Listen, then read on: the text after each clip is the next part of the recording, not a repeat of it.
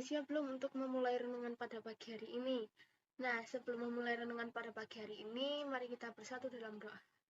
Dalam nama Tuhan Yesus, kami mengucap syukur Tuhan oleh karena perlindungan-Mu di sepanjang malam hingga pagi hari ini Tuhan. Kami boleh bangun dengan tubuh yang sehat dan diberkati Tuhan. Pada hari ini kami mau mendengarkan firman-Mu, jamah hati kami. Berikan kami pengertian untuk dapat memahami firman-Mu Tuhan, dan dapat kami lakukan sepanjang kehidupan kami. Terima kasih Tuhan Yesus, dalam nama Tuhan Yesus, haleluya, amin. Pada hari ini saya akan membawakan renungan yang berjudul Naik Pitam, Naik Darah, dan Naik Pala, dan dari ayat Kolose 3 ayat 8. Tetapi sekarang buanglah semuanya ini, yaitu marah, geram, kejahatan, fitnah, dan kata-kata kotor yang keluar dari mulutmu. Amin. Ayat mengenai naik pitam di atas adalah salah satu ayat yang cukup sering dikhotbahkan. Secara umum, apa yang ditulis Rasul Paulus ini adalah nasihat yang baik kepada setiap orang Kristen. Dalam hidup sehari-hari, kita dinasihati bahwa apa yang buruk seperti kemarahan, kegeraman, kejahatan, fitnah, dan sumpah serapah seharusnya dihilangkan dari kamus perbendaharaan kata kita. Mengapa orang bisa menjadi sangat marah sampai melakukan perbuatan tercela?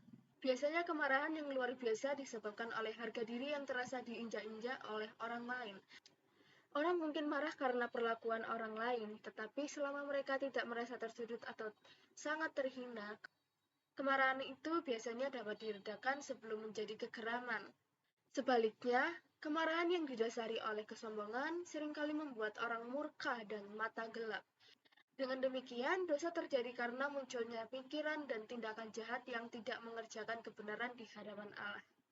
Tidak bolehkah orang Kristen marah? Tentu saja boleh jika itu pada tempatnya.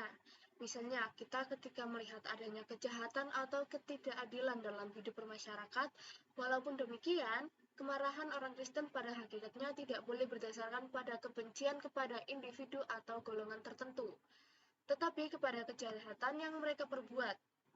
Kemarahan yang pantas bukanlah untuk membenarkan atau menguntungkan diri sendiri. Kemarahan tidak boleh berkelanjutan, tetapi harus dipadamkan secepatnya sebelum menjadi kebencian, sekalipun masalah yang dipersoalkan belum terselesaikan. Kemarahan kita sebaiknya ditujukan kepada apa yang menyebabkan hal itu terjadi, seperti masalah hukum, pendidikan, hak asasi, dan keadilan sosial yang merupakan tanggung jawab yang berwenang.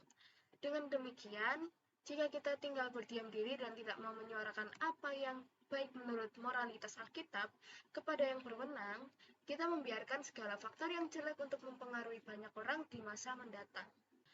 Dalam dunia orang pengikut Kristus, kita percaya bahwa kita bermoral dengan dapat berbuat baik. Pandangan yang baik mengenai hidup bermoral ialah untuk menyebarkan kasih yang sudah kita terima lebih dulu dari Tuhan Yesus, Anak Bapa yang tunggal yang Bapa relakan untuk menggantikan kita dalam menebus dosa yang abadi. Hidup bermoral akan mengarahkan kita menjadi dapat berbuat baik karena kita sudah merasakan kasih-Nya terlebih dahulu. Tuhan kita adalah Tuhan yang Maha Kasih, tetapi Ia juga Tuhan yang bisa marah kepada umat manusia.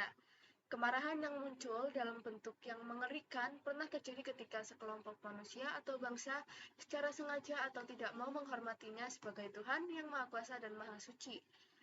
Karena itu, Alkitab menuliskan bagaimana orang-orang yang melawan atau mengabaikan firman Tuhan mengalami nasib yang menyedihkan.